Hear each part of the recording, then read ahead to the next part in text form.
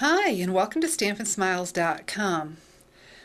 A couple weeks ago when I made this card and shared it with you on YouTube, I was using stuff I couldn't show you how to use yet, and this was the vintage wallpaper embossing folder. All I could do is show you the finished product. So I promised to show you how to emboss just the front of your card and not the back too.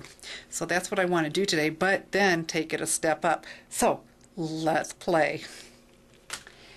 I'm using the Petals of Plenty embossing folder, and so what you do, you open it, you put your cardstock in. My card is already scored, and I want to put the score line up to where the design ends, because the design does not go to the edge of the folder. It's about 1/8 of the inch away, so I want to put the score line where the design stops, and butt it up against the bottom and close my folder. And then we'll put it through like this. So the proper sandwich is on tab 1,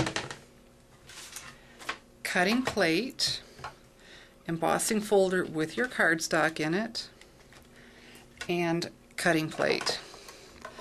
And then you crank that through and you get the embossed front only. But I'm real excited to show you a step up from this. I saw that some other demonstrators were cutting the centers out of their embossing folders so they could have an oval in the center, and I thought, well, that's nice. They are inexpensive at $7.95, but I really didn't want to cut an oval out and not be able to do a whole front another time, or possibly a different shape. And so I found out how to do this. It's very cool. What I did was I took the ovals Sizzix die that we have, it's an original, and cut an oval out and then made my template with this. I wasn't able to cut it out of the center of here because the ovals are on there scattered, so I had to take it out and cut with a hobby knife. And this is out of chipboard. Alright, so then what you do, again, it's the same thing.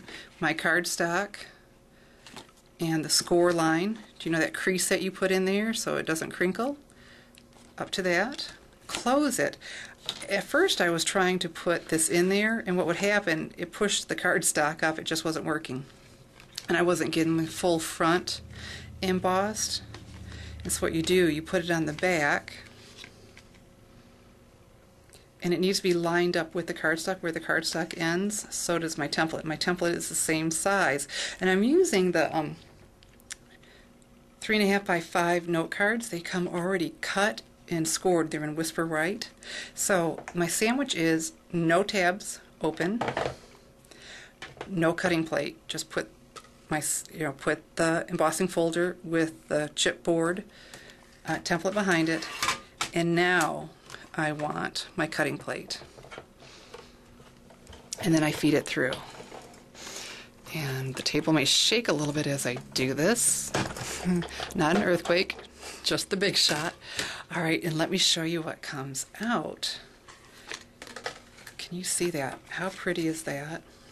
The center is not embossed. All around it's embossed. The chipboard with that hole kept it from getting down there. You know, the chipboard that was everywhere else, and it didn't emboss it. And so then, let me show you the finished card. Very simple card. I used the Gifts of Christmas stamp set, but isn't that just amazingly elegant? Wouldn't you love to get that in the mail? And so, everyone who purchased the Big Shot from me, they are getting this die absolutely for free, and you can too. I just love my Big Shot, but do you already have a Big Shot? Well, then you can go to my website, and I have the link down below, and order this die. I have it in 2 different sizes. I have it for the note cards, and I also have it for the full-size cards that we do 4 1/4 by 5 1/2, and you can go to that website and purchase those. So, there you go. Beautiful, elegant, simple, once you know what you're doing.